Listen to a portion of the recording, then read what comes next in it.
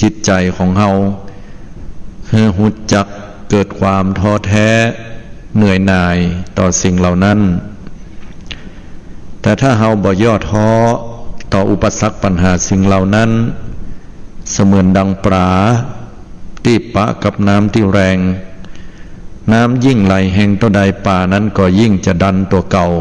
ผลักดันตัวเก่าแหวกว่ายขึ้นไปสู่ต้นน้ำลำธารเมื่อถึงต้นน้ำลำธารเป้าหมายแล้วก็ออกไข่วางไข่กันเพื่อสืบพันธุกรรมชีวิตสายพันธุ์ของตัวเก่าอย่างนี้เป็นต้นคนเฮาก็เหมือนกันศรัทธาญาติโยมทั้งหลายถ้าป้าปัญหาอันใดเกิดขึ้นแล้วเฮาก็มักจะแสวงหาความพ้นทุกข์การพ้นทุกข์ของเฮานั้นจะมีวิธีการที่แตกต่างกันออกไปบางคนบางท่านก็ใช้วิธีในการที่จะอู้จาปราศัยบางคนบางท่านใช้วิธีในการดับทุกข์โดยการพรากชีวิตตัวเก่าไปสู่ปรโลกภายหน้าคือการฆ่าตัวตายโดยเข้าใจว่าการฆ่าตัวตายคือการแก้ไขปัญหาชีวิตบางคนบางท่านก็ใช้วิธีในการหันหน้าเข้าสู่พระธรรมอันเป็นคำสั่งสอนของพระผู้มีพระภาคก็มีบางคนบางท่านก็แสวงหาความพ้นทุกข์โดยอาศัยลูกเขาเล้ากาอาศัยที่อันเป็นเหตุย่างให้ตัวเก่านั้นเกิดความสบายใจอันยังก็บ่เทียมเท่ากับการที่เฮาได้ธรรมะของพระพุทธเจ้าเพราะว่าการที่เฮาได้ถึงธรรมของพระพุทธเจ้านั้นก็ถือว่าเป็นสิ่งที่ทำให้เฮาพ้นทุกข์ได้อย่างแท้จริงญาติโยมทั้งหลายที่ผ่านมาประมาณสักเกือบเดือนเนี่ยเฮาก็ปะกับความทุกข์บีบคั้นถึงกายถึงใจของหมู่เฮาเกิดภาวะหลายสิ่งหลายอย่างที่เกิดขึ้นทำให้เฮาเกิดความเดือดร้อนจิตใจของเฮาอยู่ตลอดวันนี้พี่น้องคณะศรัทธาก็มาปะกันแห่งวาระครั้งหนึ่งในรายการใต้ห่มพระรัตนตรัยโดยนำเอาหลักธรรมคำสอนขององค์สมเด็จพระสัมมาสัมพุทธเจ้าได้มาบรรยายให้ศรัทธาญาติโยมออกอากาศทุกเจ้าของวันพุธเวลา5 โมงเจ้าจนถึง6 โมงเจ้าดำเนินรายการโดยอาตมาภาพอนาลัยอนาลโยพระวิปัสสนาจารย์ประจำสำนักปฏิบัติธรรมแห่งที่9วัดพระธาตุหริพุนใจละปูนเจ้าอาวาสวัดหนองเงือกตำบลแม่แรงอำเภอป่าซางจังหวัดละปูนโดยสาธุชนสามารถติดตามรับฟังรายการได้ทางสถานีวิทยุเพื่อการศึกษาพระพุทธศาสนาและวัฒนธรรมทางคลื่น FM 104.50 เมกะเฮิรตซ์วัดฝ่ายหินสถานีวิทยุกระจายเสียงคลื่น FM 90.75 เมกะเฮิรตซ์เสียงป่าซางและสถานีวิทยุกระจายเสียงทุกคลื่นที่ทำการกระจายเสียงออกอากาศอยู่ณขณะนี้หรือท่านสามารถรับฟังออนไลน์ได้ที่ radio10.plathong.net 7382 โดยสาธุชนสามารถโทรเข้ามาร่วมในรายการได้ที่หมายเลขโทรศัพท์ 083 935 7219 935 7219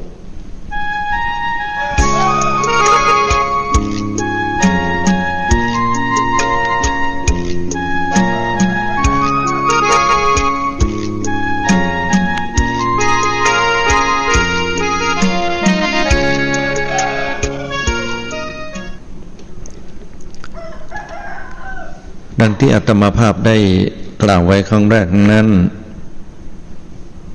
เราก็มักจะปะกับปัญหาทุกสิ่งทุกอย่างในชีวิตประจำวันและที่ผ่านมาราวๆสักเดือนหนึ่งที่เกิดขึ้นนั้นก็จะเห็นว่ามีปัญหาหลายๆอย่างเดือนปลายเนี่ยชีวิตประจำวันของเราเปลี่ยนกันไปญาติโยมทั้งหลายยกตัวอย่างเช่นว่าไปไหนก็จะต้องสวมหน้ากากอนามัยสมัยตะก่อนเวลาไปไหนเนี่ยเพิ่นก็จะอู้เป็นสำนวนเนาะ เข้าหากันแล้วต้องเข้าหาด้วยความจริงใจแต่ถ้าภัยเข้าหากันโดยการใจกำอู้หรือตีหน้าตายเพื่อนห้องว่าสวมหน้ากากเข้าหากันนี่นะความหมายคือบัดจริงใจแต่อันนี้มันเป็นแบบคนละเรื่องกันนะเป็นเรื่องของการสวมหน้ากากป้องกันโรคภัยบ่ได้เกี่ยวกับความจริงใจหรือบ่จริงใจอันใดแต่มันก็ฮื้อธรรมะเฮาอยู่อย่างหนึ่งนะศรัทธาญาติโยมว่าเวลาไปไหนมาไหนแล้วเฮาใส่หน้ากากไปก็ดีแล้วก็รู้สึกจะอึดอัดการหายใจก็บดีเต้าคนที่บ่เคยนั้นรู้สึกคับข้องใจบ่ม่วนนะใครเปิดออกมันหายใจโล่งดียิ่งคนที่เป็นภูมิแพ้ไซนัสคนที่มีปัญหากับระบบทางเดินหายใจก็จะรู้สึกว่ามันบ่ม่วนบางครั้งเฮาไปที่ไหนเปิ้นก็จะให้เฮาล้างมือมีสบู่ไว้มีเจลล้างมือนะมีแอลกอฮอล์ล้างมือบางคนแพ้แอลกอฮอล์ก็มีไปที่ไหนก็ต้องล้างมืออยู่มันก็อย่ามาล้างอย่างล้ำเรือนะเดี๋ยวสะอาดล้ำบดีให้มันกล้าไว้ยันปั่นเจ้าโลกมันอยู่แห่พ้องล้อไว้นะ มันเปิ้นเป็นมาตรการให้กับเฮาป้องกันโรคภัยไข้เจ็บอื่นมันบ่มีปัญหาญาติโยมล้างเตื้อลูกหลานของเฮาก็ดีเตื้อโมเฮาล้างมือกันบ่สะอาดก็บ่เป็นหยังเพราะว่ามีภูมิคุ้มกันยิบอะหยังเปียหยังเข้าปากเนี่ยเตื้อมือดำคือลึไว้นะเอามือไปหวามเอามือไปยุบเข้าใส่อาหารการกินบอกว่าจะเป็นสิ่งนั้นสิ่งนี้ใส่ปากไปก็เฮาก็บ่าเป็นหยังรู้สึกว่าเฮาจะมีสุขภาพเป็นปกติบ่ได้เจ็บได้ป่วยอันใดแต่พอมีโรคภัยไข้เจ็บที่มันมาเนี่ยร่างกายเฮามันบ่เกยกับมันเตื้อร่างกายเฮามันบ่เกยปะเมื่อบ่เกยปะมันปะกันใหม่เฮาก็ป่วยแต่พอเวลาป่วยไปแล้วร่างกายมันจะสร้างภูมิต้านทานเกิดขึ้นเมื่อสร้างภูมิต้านทานแล้วเนี่ยเฮาก็จะบ่เป็นในโรคภัยไข้เจ็บเหล่านั้นแหมอันนี้เปิ้นฮ้องว่าภูมิเกิดขึ้นในร่างกายทีนี้โรคภัยไข้เจ็บที่เฮาได้ยินได้ฟังอยู่ปัจจุบันเนี่ยมันเป็นโรคที่ระบาดมาแล้วถ้าภัยที่ได้รับเชื้อไปก็ต้องรักษาตามอาการยังยานี่ก็หายากแต่พอภัยที่รักษาตัวหายแล้วก็มีภูมิต้านทานอยู่แต่ก็แปลกเหมือนกันว่าภูมิต้านทานที่สร้างขึ้นมานี่ยังบ่สามารถที่จะต้านทานโรคปัจจุบันเนี่ยที่มันแพร่ระบาดขึ้นที่กล่าวมานี่ก็คือโรคโควิด -19 เนี่ยนะพอเป็นแล้วโอกาสเป็นซ้ำเป็นได้แหม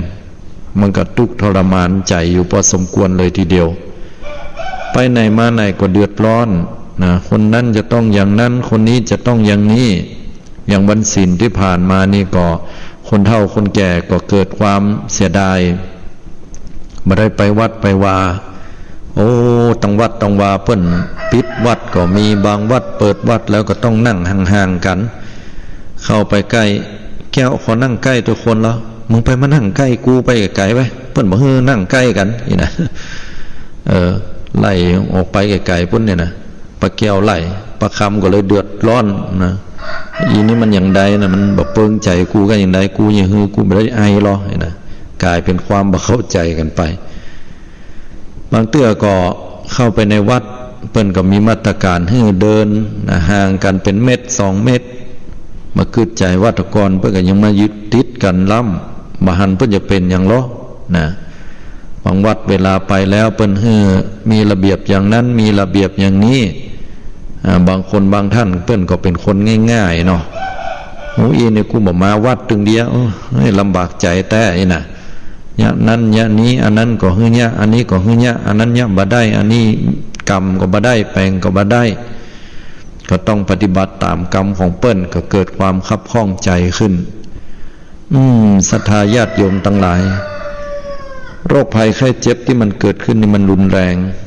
นะสถานการณ์ประเดียวก็เกิดขึ้นแล้วก็มีผู้ที่เสียชีวิตนักขึ้นไปเรื่อยๆบอกว่าลำพูนเชียงใหม่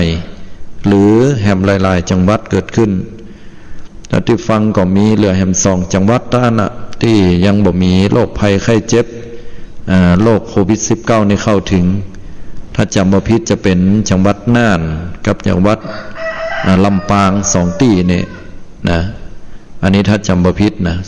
สองที่ในตอนแต่ว่าที่อื่นนั้นก็มีที่ระบาดเกิดขึ้นหนักพี่น้องศรัทธาญาติโยมทั้งหลายก็ถ้ามันเกิดขึ้นอย่างนี้เนี่ย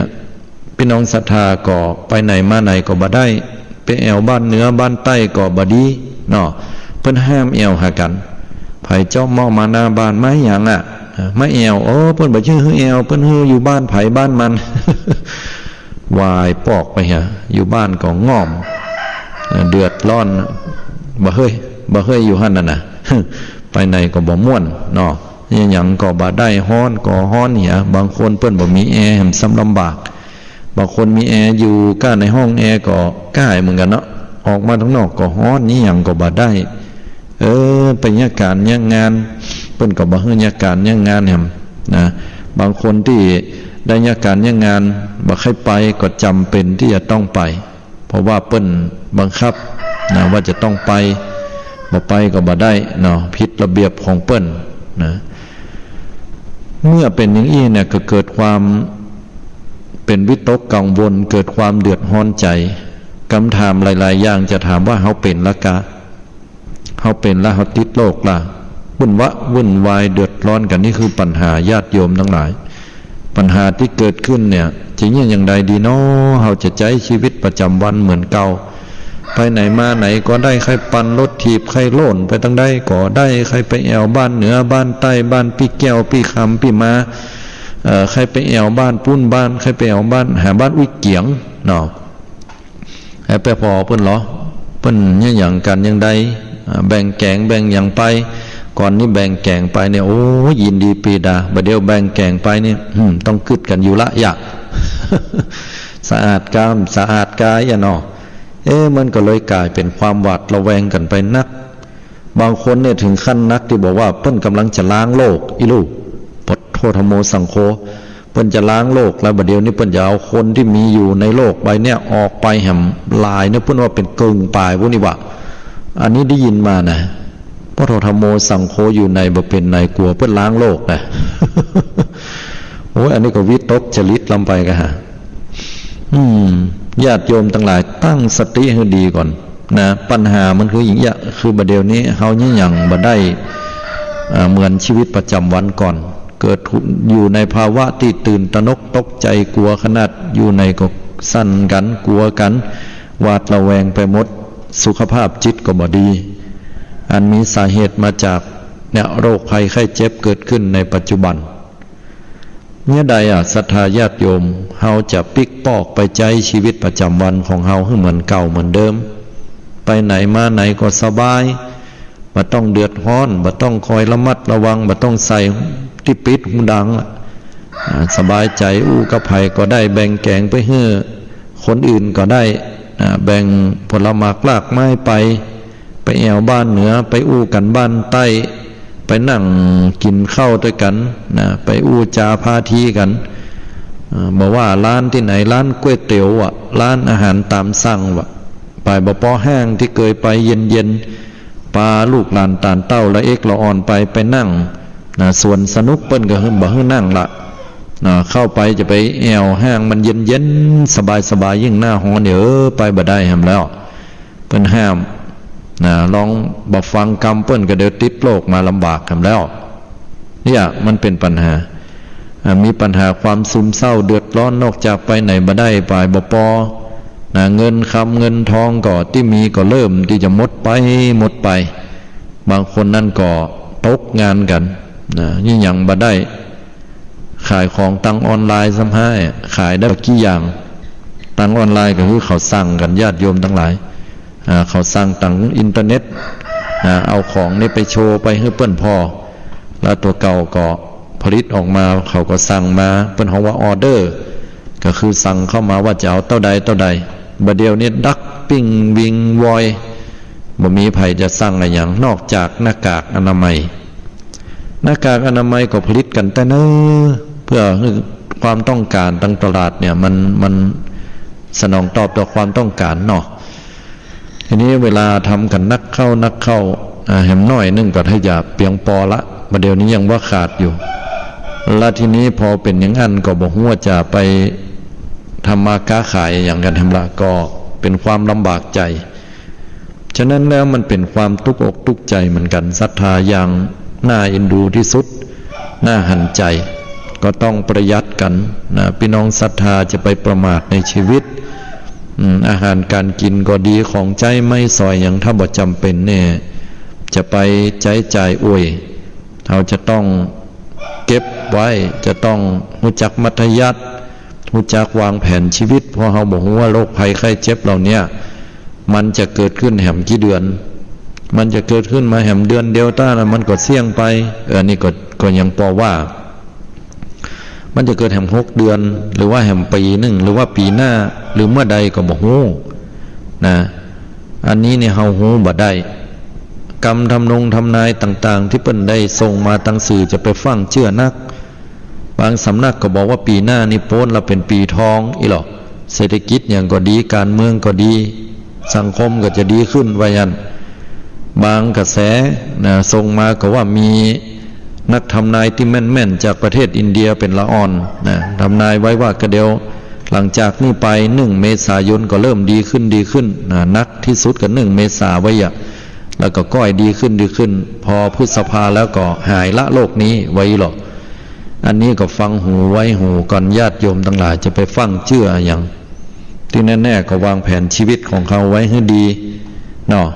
โรคภัยไข้เจ็บเนี่ยถ้าเอาใครใจชีวิตให้มันเหมือนเก่าเหมือนหลังเนี่ยศรัทธาญาติโยมก็ต้องปฏิบัติตามคำแนะนำของหมอของแพทย์อย่าได้ประมาทขาดสติเพราะเรื่องเหล่านี้มันใกล้ตัวเฮามาติ๊กนะทำคุณธรรมที่จะนำพาให้เฮานั้นพ้นจากความลำบากสิ่งเหล่านี้ได้ก็คือการมีสติญาติโยมต้องมีสติอยู่ตลอดไปบ้านเหนือบ้านใต้ถ้าบัดจำเป็นบัดจะไปแต่ถ้าจำเป็นจะต้องไปก็ต้องเอาหน้ากากอนามัยไปตุยนะยัดใส่ถุงเสื้อหั่นยัดใส่ถุงเตียวไว้เวลาออกมาได้ใจได้แต่เปิ้นบ่ฮื้อถอดใส่เวลาเขาจะใส่ก็ใส่ไว้จะไปฮื้อสัมผัสตั้งหน้ามันว่าอย่างนั้นเวลาเอาออกมาแล้วก็ต้องเปลี่ยนเอาไปซักเนี่ยแล้วก็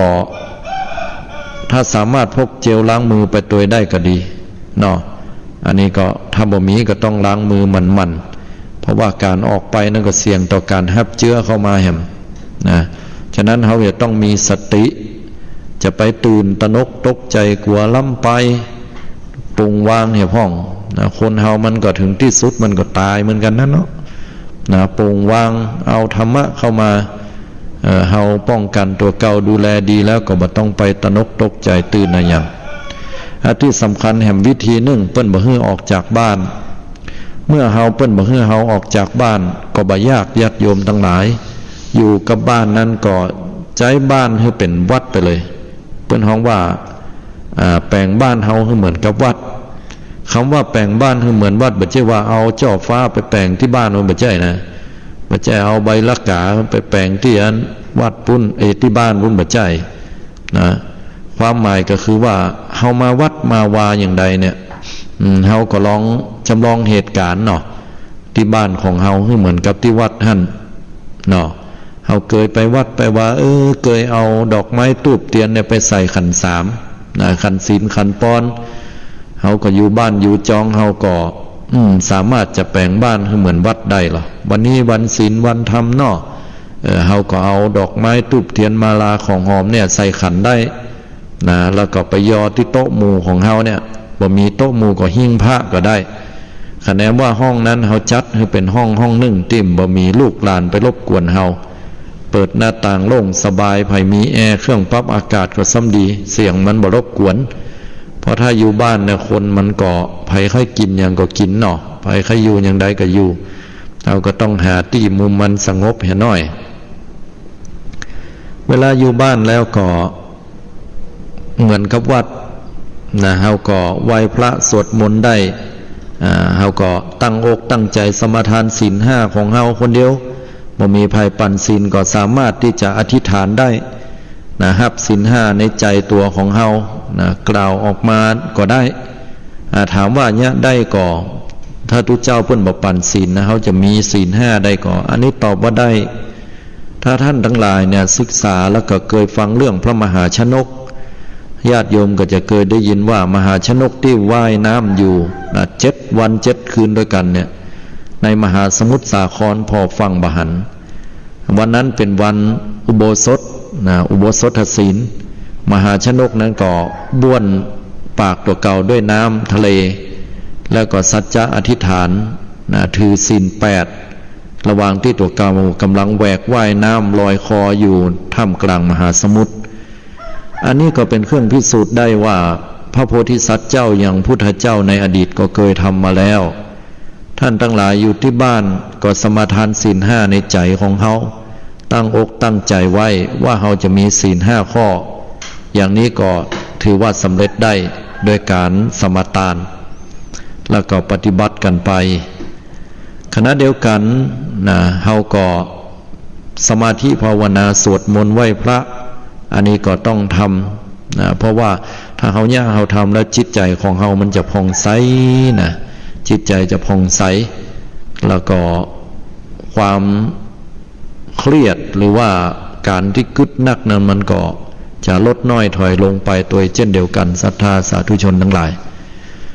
ถ้าเฮาปล่อยจิตปล่อยใจมันกึดมันอยู่ที่บ้านบ่ได้เฮาบ่ได้แปลงบ้านให้เหมือนวัดทำบ้านให้เป็นวัดเนี่ยเฮาก็จะกึดสปะกึดละเพราะคนเฮาถ้ามันบ่ได้เนี่ยอย่างแล้วสภาพจิตธรรมดาธรรมชาติเลยนะผู้คนจิตมันจะลอยไปกึดสปะอย่างกึดเรื่องนั้นเรื่องนี้เนาะอันนี้ก็เพื่อกึดใจได้ก็เสียเวลาไปจัดหนักแต่ถ้ามันหนัวกึดก็โรคภัยไข้เจ็บจิตใจก็เศร้าหมองมันบ่ได้ช่วยอย่างดีขึ้นเลยสู้เฮาอยู่บ้านของเฮาสวดมนต์ไหว้พระมีเวลานั่งสมาธิภาวนาปฏิบัติธรรมเจริญสติตัวเดียวได้จะปาให้เฮาท่านทั้งหลายนั้นได้ก้าวล่วงข้ามพ้นปัญหาไปได้ถ้าเฮามีสติขึ้นมาเห็นแล้วอยู่กับลมหายใจอยู่กับลมหายใจเข้าหายใจออกศรัทธาญาติโยมหาเวลาเนี่ยอย่างน้อยกับวันหนึ่งสัก5 นาทีเป็นอย่างน้อยลองพอพี่น้องศรัทธาไผ่เจ้าภาวนาพุทโธธัมโมสังโฆก็ได้ภาวนานะมะพันธะยุบหนอพองหนอหรือว่าจะกำหนดอันยังก็ได้กำหนดนามรูปอันยังก็แล้วแต่ถ้าเฮาหูในลมหายใจเข้าและลมหายใจออกเฮาจะมีความสงบสติมันจะเกิดขึ้นเมื่อสติมันเกิดขึ้นมันมีความอัศจรรย์ในตัวมันจะบ่เกิดความตื่นตระหนกตกใจกลัวปัญญามันก็จะเกิดงอกงามมาเหมือนกับการที่เฮาสร้างเหตุโดยการเอา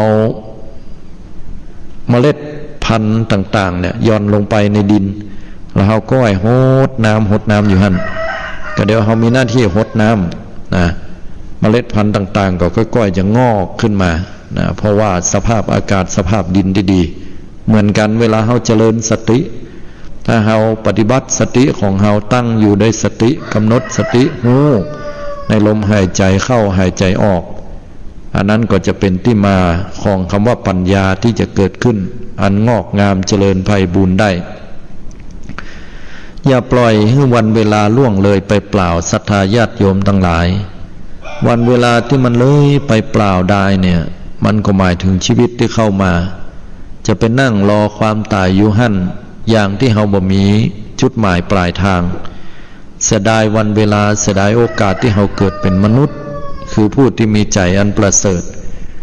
และก็ถึงแม้ว่ามันจะเป็นวิกฤตมันจะเป็นฝ่ายลบเนี่ยให้จิตใจเฮานั้นท้อแท้หดหู่แต่ถ้าพิจารณาให้ดีเปิ้นภาษากรรมใหม่เปิ้นว่าพลิกวิกฤตให้เป็นโอกาสการที่เฮาอยู่บ้านก็ดีเหมือนกันนะคิดไปว่าเฮาจะได้อยู่โดยลูกหลานตานเต้าบางครอบครัวนั้นบ่ได้อยู่ด้วยกันมามาอยู่ด้วยกันก็พร้อมหน้าพร้อมตามีความสุขดีบางคนอยู่ที่บ้านก็คิดไปหำยังอยู่บ้านก็ดีเหมือนกันนะถ้าไปที่อื่นกับบ้านก็มองคอกต๊อกไว้เฮามาอยู่เนี่ยก็ดีละเพลพัดกวาดเพลนั่นเพลนี้ทำความสะอาดไปอันนั้นบ่ได้เนี่ยของนี่ก็เก่าลำไปเก็บเอาออกไปเหี่ยอันไหนใจได้ใจอันไหนใจบ่ได้ก็กำจัดออกไป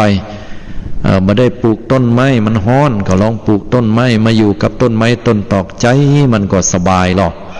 ใจมันก็เย็นสบายไปตัวนะท่ามกลางอากาศฮ้อนหดน้ำหดน้องเนี่ยนั้นตบแตบไปกำเดียวก็แรงแล้วเนี่ยใกล้จะค่ำละก็เดียวบาลาอีล่าทั้งหลายลูกหลานตันเต้าก็จะปิกจากที่ทำงานก็เป็นห่วงเป็นใยเขาอยู่แต่ก็ยะใดมันได้เนาะสถานการณ์นี้จะต้องว่าหากินตัวออกไปการงานแล้วก็ต้องระมัดระวังตัวเขาก็มีสติอยู่ที่เนี้ยนะอันไหนที่เขาได้เขาก็ทำไปก็ทำถึงแม้ว่าบ่ได้ไปอยู่กับคนตั้งหลายอาตมาว่าก็มีข้อดีคือเขาได้อยู่ด้วยตัวเก่าเป็นว่าอยู่คนเดียวให้ระวังยั้งความคิดอยู่ร่วมมิตรให้ระวังยั้งคำขานอยู่ร่วมราชเคารพตั้งระวังการอยู่ร่วมพานให้ระวังทุกอย่างเป็นว่าอย่างนั้นถ้าเราอยู่คนเดียวให้ระวังกรรมกึศของเฮาให้ดีบ่มีอย่างอันตรายเท่ากับกรรมกึศของเฮาเกิดไปเลยเกิดไปสัพพะอย่างก็เกิดความกลัวก็เกิดความวิตกเกิดความบ่ม่วนเกิดขึ้นละนะบางคนเป็นอย่างนั้นแต่ถ้าเฮาอยู่แล้วเฮาเสาะหาอย่างทำปฏิบัติศีลสมาธิปัญญาทำบ้านให้เป็นวัดนะสวดมนต์ภาวนาไปอันเตื้อเสร็จสับเรียบร้อยเราก็เปลี่ยนอิเลียบทนะเปลี่ยนลงมาการงานพ่องเพลพัดปัดกวาดทำนั้นทำนี้ความเครียดอย่างต่างๆความทุกข์ใจมันก่อก้อยมาลายหายไปนะจะไปกึศอย่างนักล้ำไปศรัทธาญาติโยมทั้งหลายหน่วยนักกิ่งกำกึศยิ่งกว่านักใจบอกเก่าว่าอย่างนั้นปรงวางเนี่ยมันสำคัญที่สุดวางมันลงปรงวางเนี่ยนะกูสิ่งกูอย่างคนเฮาเกิดมามันก็ต้องตายเหมือนกันทุกคนแต่บ่ใช่หมายความว่าเกิดมาต้องตายเหมือนกันทุกคนแล้วก็ออกบ้านไปก็บ่สวมบ่ใส่หน้ากากอนามัยบ่ใช่นะไปที่ไหนก็บ่สนใจโลกสักคนเนี่ยอันนี้ใครเกินไปละเนาะปรงวางมันอยู่พอดีมันเป็นทางสายกลางนะมีสติอยู่กับตนกับตัวของเฮาอยู่ตลอดเวลาก็เป็นที่มาของความสุขใจนะเป็นเบื้องต้นนะเป็นที่มาของความบ่กังวลใจนะบ่เกิดความกำกึศนะเป็นกำกึศไปหั่นไปนี่นักดำไปเนาะอันนี้ก็เป็นวิธีการที่เราจะอยู่กับปัจจุบันของเรานะอยู่กับปัจจุบันอารมณ์บ่ต้องไปอยู่ที่อื่นบ่ต้องไปกึศถึงอดีตที่ผ่านมาแล้วบ่ต้องไปกังวลใจในอนาคตเมื่อใดมันจะมดไปในโลกเนี่ยเมื่อใดมันจะหายไปสักเตื้อโจมอยู่ข้างในนะซ้ำอยู่ข้างหนักมันไม่ได้ช่วยอย่างขึ้นถ้าว่าโยมอยู่บ้านพี่น้องศรัทธาอยู่บ้านแล้วก็ถามว่าเขาจะได้ช่วยอย่างเพื่อนเนาะไม่ได้ช่วยเพื่อนก็อยู่กับบ้านแช่ตาอยู่เนี้ยนะจมตัวเก่าหรอที่จริงโยมได้ช่วยนะได้ช่วยเป็นอย่างนักตัวถ้าเขาออกไปเขาก็เสี่ยงต่อการที่เขาจะไปติดเชื้อมาพอติดเชื้อมาแล้วก็ต้องเข้าโรงพยาบาลก็เป็นภาระกับหมอกับแพทย์เป็นแหมเนาะแต่ถ้าเขาอยู่กับบ้านโอกาสที่เขาจะติดเชื้อนั้นมีน้อยที่สุดหรือแทบจะบ่มีนะเขาก็ถือว่าได้ช่วยญาติช่วยหมอเปิ้นอย่างนี้เป็นต้นฉะนั้นแล้วก็เขาอยู่บ้านทำบ้านเนี่ยให้เป็นวัดตั้งสติของเขาปฏิบัติธรรมอยู่กับลมหายใจอยู่บ้านทำบ้านนั้นคืออยู่กับปัจจุบันนะลงมาทั้งลุ่มก็ปลูกต้นไม้ต้นตอกเพลพัดปัดกวาดออกกำลังนะอยู่ด้วยตัวของเฮาลองเปลี่ยนชีวิตใหม่ของเฮาเราจากเดิมที่เฮาได้อยู่อย่างคนนักคนหลายลองฝึกให้อยู่กับตัวเก่าอยู่กับบ้านอยู่กับครอบครัวไผ่ที่อยู่คนเดียวก็อยู่ด้วยตัวเก่าไผ่ที่อยู่2 คน3 คนก็หันหน้าหันตากันก็อยู่ด้วยกันอย่างนั้นบางคนเพิ่นชอบงานสังคมไปงานสังคมตลอดอยู่กับบ้านละใครก่ายใครเบื่อใครนาย บางคนก็กลัวเป็นโรคประสาทนี่นะกึดนักก็บ่ต้องไปกึดนักมันนะให้อยู่กับปัจจุบันอย่างนี้ทำบ้านบ้านให้เป็นวัดนะอยู่กับปัจจุบันอารมณ์ปลงวางทุกสิ่งทุกอย่างลงไว้ทุกอย่างก็ล้วนแล้วแต่บ่แน่บ่นอน แล้วชีวิตของเฮามันก็จะมีแต่ความสงบสุขสงบเบิกบานที่ใจของเฮาเมื่อใจของเฮาเบิกบานเป็นอิสระแล้วบ่ต้องกล่าวถึงภายนอกทีนี้พอใจเฮาเบิกบานเป็นอิสระเข้าถึงการปฏิบัติจิตใจเฮาเป็นสุขแล้วบอกว่าเฮาจะอยู่ไหนเฮาก็มีความสุขจะอยู่ที่บ้านอยู่ที่ไหนตั้งใดเฮาก็มีความสุขเฮาจะอยู่คนเดียวเฮาก็มีความสุขอยู่คนหลายก็มีความสุขแต่ถ้าเมื่อใดนั้นจิตใจเฮามันบัดตั้งบ่มั่นจิตใจเฮานั้นหาคำตอบบ่ได้วุ่นวายเฮาอยู่กับคนทั้งหลายก็วุ่นวายอยู่ด้วยตัวเก่าคนเดียวก็วุ่นวายเพราะกรรมกึดแหมฉะนั้นก็ให้เฮาลองฝึกพอเนาะอยู่กับบ้านกับจองพี่น้องศรัทธาฝึกพอปรับชีวิตของเฮาไปทีละน้อยละน้อยด้วยกันวันนี้ก็ได้นำเอาธรรมะให้กับศรัทธาญาติโยมในการใช้ชีวิตประจำวันสำหรับเฮาท่านทั้งหลายที่ในภาวะที่ปะกับโรคภัยไข้เจ็บที่เกิดขึ้นศรัทธาสาธุชนที่อยู่ตังใดพ่องลองโทรเข้ามากันได้เนาะมาตักมาตายมาอู้มาจ่าอยู่บ้านละง่อมกาอยู่บ้านแล้วมีวิธีอย่างใดพ่องลองมาอู้มาจ่าให้คนต่างหลายเพิ่นฟังข้าเจ้าอยู่บ้านนะข้าเจ้าก่อแยกการไปตัวเนอะอีนะบางคนกับข้าเจ้าอยู่บ้านบ่ได้ยินอย่างซักอย่างรอลูกหลานปิกบ้านปิกจองมาระวังนั้นก็ง่อมจอยไว้แต่เนอะข้าเจ้านี่ไปสวนหลังบ้านปุ้นเห็นนะภัยที่เนี่ยอันใดอย่างใดกูวันนี้ลองโทรเข้ามาแนะนำอู้จากันเนาะ083-935-7219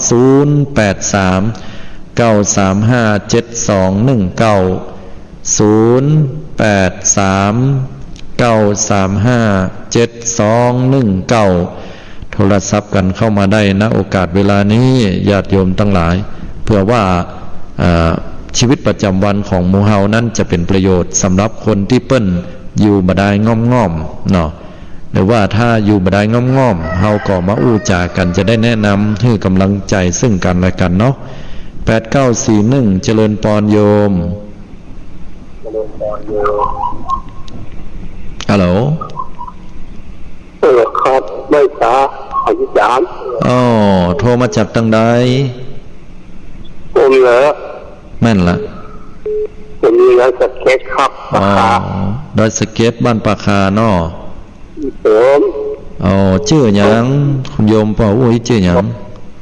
พ่อบุญมาค่ะอ๋อสาธุอนุโมทนาตัวกูวันอยู่ที่บ้านคนเดียวก่อนหรือว่ามีลูกหลานตันเต้าอยู่ครับอยู่จบแล้วเนาะทำงานอย่างอาจารย์ว่าแล้วนะเนาะแม่นลูกหลานตันเต้าออกมาไปก็อะไรหาอาจารย์เลยอ๋ออะไรหาอยู่เนาะ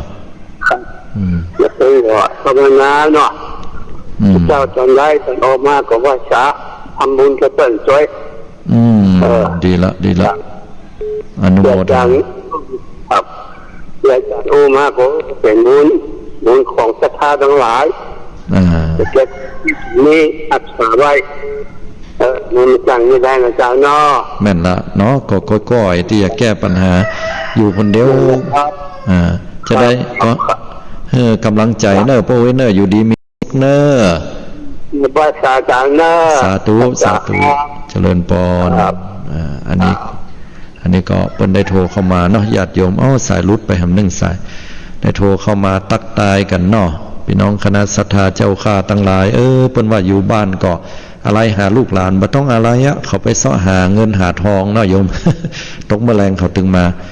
แจ้อะไรอย่างอะไรกลัวเขาว่าจะไปปะอย่างปะติดเชื้อกันนะโอ้ละอ่อนเขาเก่งโยมละอ่อนเขาเก่งคะแนนว่าเขาปิกบ้านมาขอให้เขาเปลี่ยนเสื้อเปลี่ยนผ้าอย่าเอาไปซักเนี่ยนะแล้วก็นุ่งผ้าลำลองนุ่งผ้าสบายๆนี่นะอันนี้ก็บ่มีปัญหาละเขาต้องเก่งละอ่อนเขาบ่ต้องไปเป็นห่วงเขาล้ำไปนะเขาหูหลายๆอย่างเนาะเขาตันเหตุการณ์7585เนาะเจริญปรโยมเจ้าไว้จ่าเจ้าท่านพ่อครูโทรมาจากที่ม่วนนะคะฮะอย่างก็เคยอยู่คนเดียวก็ม่วนนะอยู่คนเดียวก็ม่วนเนาะเจ้าใช้วิธีฟังธรรมใช้วิธีฟังธรรมมาเนาะเจ้าฟังธรรมเดี๋ยวนี้เข้ากับทุกข์แล้วนะค่ะนั่นไง เข้าทุกเรื่องอะไรแบบนี้นะ อืม ทุกวันงงแล้วหรอลุก5 โมงแล้วก็โยมก็เลยอันเวลาชีวิตประจำวันก็คือเอาวิทยุเป็นที่เปิ้งนี่เนาะฟังธรรมนี่เนาะเจ้าปวดต้อง5 โมงอ่ะค่ะอ๋อเดี๋ยวพวก5 โมงมันแรงกว่าอย่างนี้ไงค่ะเปิดเล่าไปหั่นบ่เป็นยังเสียบปลั๊กไว้จังมันเนาะมันถึงบ่เสี่ยงตังนักแต่ครับเพราะว่าเป็นนาฬิกาก็ยึดจะฟังข่าวของท่านแม่นถ้าว่าฟังแบบนี้ฟังข่าวฟังหันฟังนี่แบบอ่ะแก้ง่อมแก้เหงาเจ้าบ่เป็นหยังบ่เคยบ่งอมไว้หยังเฮาเกิดใช้ชีวิตประจำวันมาคนเดียวมาเมินละก็หลายปีแล้วครับคุณโยมเจ้าโอ้หลายปีแล้ว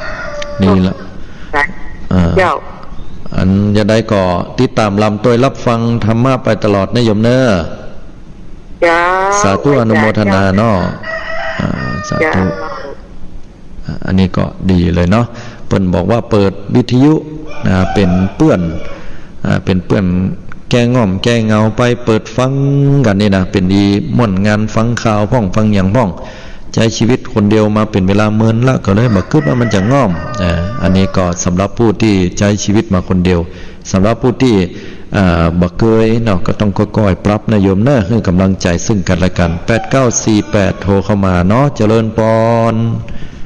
ไปจากเจ้าโทรมาจากเข้าคนไข้โรงพยาบาลลานานี่ประจำเจ้าโอ้เป็นยังได้พ่องสถานการณ์คนไข้สถานการณ์เนาะของเปิ้นแล้วนุ่งเข้าทุกฝ่ายแล้วเจ้าเปิ้นอาหารทั้งฝ่ายแล้วก็ที่ในสายที่กันเนาะคนญาติคนมีสตังค์เนาะเป็นบุญของเขาที่มาอยู่ตรงนี้ไงทุกอย่างเขาก็ทำมาจะมาทำตรงนี้คือเขาเคยสัมผัสกับคนไข้ของเขามาคนอีกอ่ะเนาะสามีหัวแม่เคยผ่าตัดมะเร็งลำไส้ปีนะปี5อย่างคนละน้องครับจ้างเฝ้าคนไข้ครับจ้างคนทำมะเร็งแล้วก็ถ้ามาอยู่ตรงนี้ก็อยู่ได้อยู่ในเอาอยู่อย่างไรอยู่ได้หมดอยู่คนเดียวก็ได้อยู่ทุกหมู่ก็อยู่ได้ดีละเอาอยู่ในความสงบอย่างเงี้ยทางบ้านทางเมืองเอาบางวิทยุนี่กระดานเสียบปลั๊กเอาวิทยุเป็นที่จ้างที่เปิ้นฟังตัวเนาะแม่เนาะเอาเจ้ามันจะฟังไปเลยฟังธรรมะถ้าเท่านี้มันแล้วกับฟังผมพูดก็ได้มันมีหลายคืนเจ้าดีละอนุโมทนาตัวที่ได้ฟังธรรมฟังอย่างเนาะเหมือนกันเนอะสู้ต่อไปสาธุอันนี้หันสาย1เนาะเพิ่นโทรว่าโอ้หลุดไปหั่นละเอาใหม่เนาะโทรเข้ามาเพิ่นบอกว่าก็ได้ทำการทำงานดูแลคนป่วยคนที่ดูแลคนป่วยนี่มักจะเครียดเนาะเพราะว่าต้องเอาอกเอาใจดูแลหลายๆอย่างแต่ถ้าไผที่ทำได้แล้วเนี่ยปรับใจได้เนี่ยถือว่าเก่งน้อยยอดเยี่ยมแต่ก็ให้กำลังใจแก่กันเนาะก้าวล่วงข้ามพ้นปัญหาไปได้ในช่วงนี้เนอะโทรเข้ามากันใหม่เนาะแหมลายสายที่บ่ได้รับต้องขออภัยตัว0839357219 เลข9453โทรเข้ามาแล้วเจริญพรโยมกับนมัสการพระครูค่ะโทรมาจากทางใดโยมต้นเปาค่ะสำกำแพงค่ะสำลีสุราฤทธิ์ค่ะสาธุนะเป็นไงบ้างช่วงนี้สถานการณ์เกิดขึ้นอย่างนี้แล้วคุณโยมมีวิธีก็ทำใจและปฏิบัติธรรมสวดมนต์ทำวัดเช้าค่ะสาธุอนุโมทนาดีมากเลยค่ะพอดีดูรายการช่อง8 YouTube ช่องส่องผีของคุณบ๊วยนะคะพอดีไม่ใช่งมงายแล้วมันก็มีผลพอสมควรนะคะเขาบอกว่าเป็นอาจารย์เลนนี่เขาเคยตายมาแล้วก็เขาเห็นผีแล้วอันนี้ว่าเขาบอกว่าพระไม่ใช่ท่านท้าวเวสสุวรรณมากระซิบเขาบอกว่าเมื่อ100 ปีก่อนเนี้ยเป็นอันนี้เป็นโรคเป็นแบบว่าเป็นโรคอะไรเป็นโรค โรคระบาดมาก่อนแล้วก็มีพระแม่คนหนึ่งเป็นนางฟ้าอยู่แล้วถูกลงโทษเดี๋ยวนะคุณโยมเดี๋ยวเป็นเล่าเป็นตูเป็นตาเลยเอางี้ดีกว่าเดี๋ยวอาตมาสรุปเลยดีกว่าเนาะมันยาวเนาะมันยาวก็คือมันเป็นเรื่องที่เกี่ยวกับความเชื่อของคนเนาะเกี่ยวกับความเชื่อของคนฉะนั้นแล้วเนี่ยก็อยู่ที่การใช้วิจารณญาณของแต่ละคนนะฮะฉะนั้นแล้วก็ขอสรุปหน่อยนึงค่ะเขาบอกว่าชื่อพระแม่สุนทรีวานีเขาบอกให้ช่วยกันสวดแผ่เมตตาเขาถูกลงโทษมาเป็นนางยักษ์แล้วก็เขาจะได้ถอยจากโลกนี้ไปอะค่ะเข้าใจละสาธุอนุโมทนายังไงก็เจริญสมาธิภาวนาต่อไปนะโยมนะค่ะสาธุค่ะอันนี้ก็เป็นเรื่องราวที่เกี่ยวกับความเชื่อของคนเนาะบางคนบางท่านก็บอกว่าต้องสวดมนต์อย่างนั้นอย่างนี้แบบนั้นแบบนี้บทนั้นบทนี้เนี่ยอันที่จริงแล้วการสวดมนต์ดีหมดเนาะทำให้จิตสงบผ่องใสเขาก็ต้องตั้งอยู่ในด้วยวิจารณญาณการพิจารณาสิ่งต่างๆเนาะว่าถ้าเป็นความเชื่อในเรื่องของที่บอกเขาขั้นงมงายหรือเรื่องอะไรอย่างนี้ก็สามารถที่จะสวดมนต์จะปฏิบัติได้แต่ถ้าก่อให้เกิดความวุ่นวายตั้งจิตใจเสียเงินเสียทองตัวอันนี้เราก็ต้องคิดและตระหนักให้ดีที่สุดนะฮะฉะนั้นก็เอาธรรมะของพุทธเจ้าดีกว่าเนาะเป็นสิ่งที่ดีที่สุดในญาติโยมทั้งหลาย6538เนาะเจริญพรญาติโยมฮัลโหลนมัสการเจ้าว่ายังไงคุณโยมดีเจเจ้าก็ฟังลูกเจ้าเลยเจ้าลูกเมื่อเจ้าแล้วเนาะนอนดื่มแล้วก็ตื่นนาฬิกาไว้แต่ตื่นก่อนนาฬิกาเช้าตื่นก่อนนาฬิกาแล้วฟังท่านก็ปกติได้จัดรายการในวันเสาร์และอาทิตย์ถ้าวันธรรมดานี้อยู่ที่บ้านบ่ได้ไปไหนมีกิจกรรมอย่างพ้องมีกิจกรรมก็อยู่กับพ่อกับแม่แล้วก็อยู่กับพ่อกับแม่ดูแลเพิ่นเราอยู่วันก็นี่จะกินมากกว่าแม่ก็ทำกับข้าวให้กินมันมีสมัครมาเรียนที่เสียดายพูดถึงมะพร้าวนะด้วยมะพร้าวบางกันต่อจับน่าขนาดเลยแล้วหอมแบบได้ใช้ว่าเดียวแล้วเสียดายไม่ได้เอาไปถวายทุกเจ้าเมื่อละน่าขนาดเลยเป็นอย่างโยมดีละโยมมีความกตัญญูกตเวทีโยมเอาบะผางเนี่ยไปไปตานให้กับพระอรหันต์ของลูกคือพ่อแม่แต่ไปให้เพิ่นกินลายนะโยมเพราะว่าเดี๋ยวเพิ่นจะรู้ต้องมันมีวิตามินซีดีก็คุณแม่ชอบเอามาใจว่าตอนนี้กันจะเป็นคนนั้นแม่อะไรขึ้นเลยว่ามือหรอกหัวลูกจานไม่ได้กินเนี่ยดีละคนนั้นมากคนนี้มากเนี่ยดังนั้นก็ให้กินจะได้ก็หาโอกาสในการไปทำบุญเนาะเพราะว่าในช่วงนี้ก็อย่างที่บอกสถานการณ์บางวัดเปิ้นก็มีกิจกรรมในช่วงปีใหม่เมืองบางวัดเปิ้นก็งดไปเลยบางวัดเปิ้นก็มีบางอย่างนี่นะฉะนั้นเราก็เดี๋ยวขอท่านเลยเจ้าว่าถ้าถ่ายเลี้ยวกับทำบุญไปวัดไฟหินนะเจ้าตอนนี้วัดไฟหินกำลังขาดน้ำนะเจ้าวัดไฟหินขาดน้ำเหรอเจ้าน้ำดื่มเนี่ยนะเจ้าอนุโมทนามีโอกาสได้ทำบุญนะเจ้าสาธุนะเจ้าน้องดีอนุโมทนาด้วยเนอะตรงนี้เจ้านมัสการเจ้าโชคดีเนาะสาธุอันนี้ก็คุณโยมเพิ่นโทรเข้ามาเนาะสาธุอนุโมทนาโดยคุณโยมดีเจนะฮะติดตามรำตัวรายการอยู่ตลอดเวลาขออนุโมทนาเพิ่นบอกว่าเพิ่นอยู่บ้านเนาะแล้วก็คือใจหาเมื่อใดก็พ่อเพิ่นจะเอาสิหน่วยบะพางสุกบะพางดิบเนี่ยเพื่อเอาไปถวายตู้เจ้าที่วัดบัดเดียวจะไปก็ออกวัดมันก็บ่ค่อยละเนาะเพิ่นก็ขอให้อยู่กับบ้านโยมก็เอาสิ่งเหล่านั้นบ่ได้ถวายตู้เจ้าโยมก็เอามอบเอาเลี้ยงพ่อเลี้ยงแม่เป็นพระอรหันต์ของลูกเนาะ แล้วก็ที่สำคัญก็คือว่าเพิ่นแนะนำว่าบัดเดี๋ยวนี้วัดฝ่ายหินวัดฝ่ายหินคือวัดที่ออกรายการที่เราฟังบัดเดี๋ยวนี้นะฮะสถานีวิทยุนะ 104.5 เนี่ยอยู่ที่ฝ่ายหินเปิ้นขาดน้ำดื่มโยมขึ้นไปไปช่วยกันตานน้ำบ่เก่าเปิ้นว่าตานน้ำเป็นเศรษฐีเนาะเศรษฐีมีน้ำใจก็คือว่าช่วงนี้มันร้อนเนาะก็ไปถวายพระสงฆ์องค์เจ้าเพิ่นตัวก็ขออนุโมทนาไว้ตัว